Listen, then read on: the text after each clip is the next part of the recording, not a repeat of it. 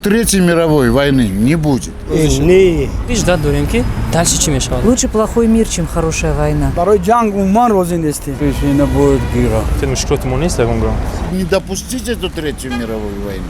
Как этот конфликт может отражаться на страны Центральной Азии, в частности Таджикистан? Конфликт, в общем-то, пока двух государств, пока никто не втянут туда. Но если будет, то Таджикистан должен быть на стороне здоровых сил.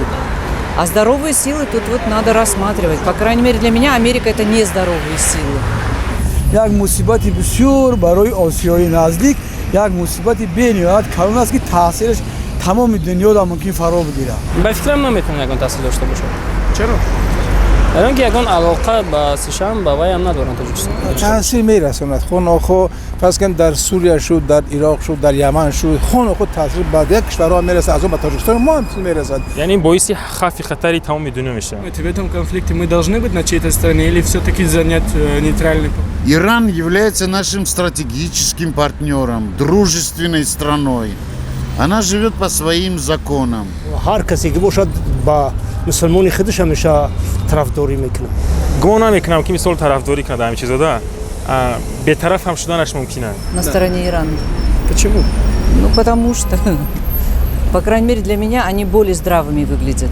халқ бо ҷундури ҳам мазҳабу ҳам дину ҳам мусулмон ҳам соя. ҷонибдори албатта Ирон.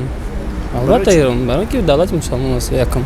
Лучше плохой мир, чем хорошая война. Я думаю, что все трезвомыслящие люди это понимают и, в общем-то, наверное, попытаются решить этот вопрос. Я желаю иранскому народу и американскому народу, чтобы мы все жили в мире, в дружбе, взаимопонимании.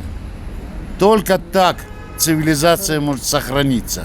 Но Третьей мировой войны я, как бывший военный, убежден, что не будет. И пусть люди не боятся. Слава Богу. Всего доброго.